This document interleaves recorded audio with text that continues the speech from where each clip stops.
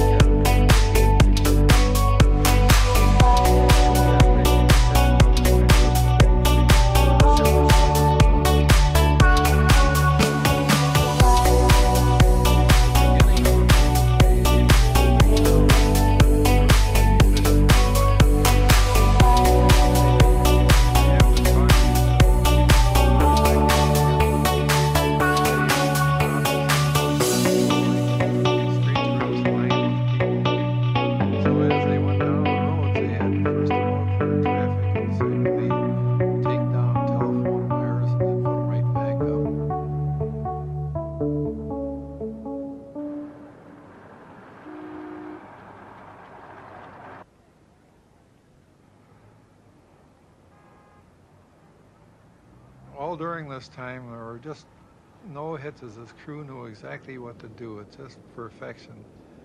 And when they got the thing onto the site, I don't think they even put a scratch on it. It was just fantastic.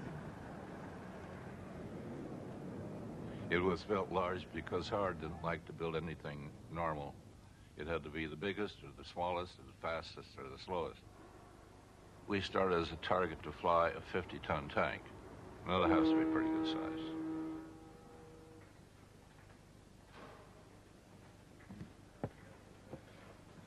He was a perfectionist, but he couldn't make up his mind.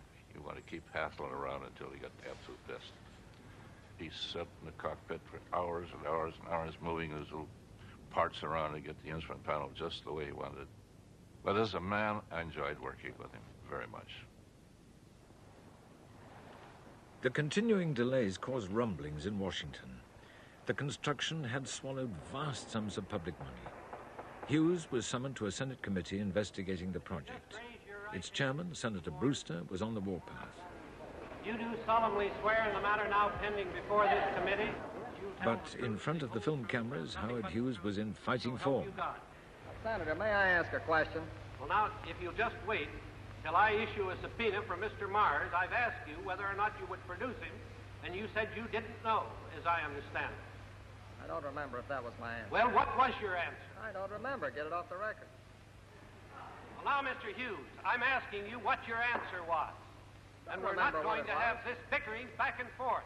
You are before this committee, and you're going to answer the question. You asked me just now about a reply that I made. My answer is I don't remember. Now, the man is taking it down there. Well, I'll ask you again. What? Will you bring Mr. Mars in at the 2 o'clock session? No, I don't think I will. Will you try to bring him in?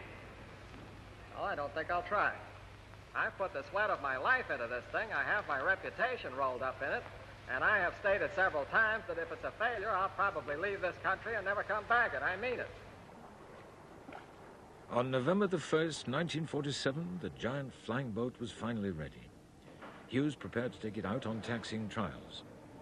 The aircraft was officially named the Hercules, but already it was known by everyone as the Spruce Goose. Obviously, flying crept into all of our minds because of the Senate investigation and the impact it would have. I was sitting in the co-pilot seat. We had, I think, 4 newspaper reporters aboard, and of course the Hughes crew. There were about 40 people aboard when we started to taxi. In the first taxi run, Howard had us looking out the windows and looking for logs and debris, and the only one who saw anything at all was Howard. He had better eyes than we did. And that run was about 35, 40 miles an hour, and everything seemed to be functioning well.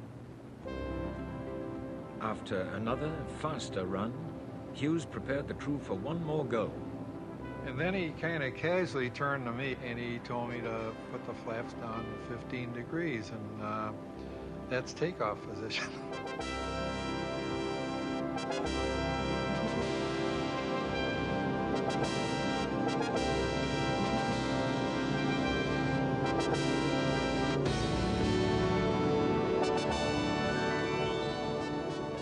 He was surprised when it took off, and he recovered rapidly from the surprise and executed a beautiful landing, but his first words when we hit the water was, "Boy, those flaps balloon this thing."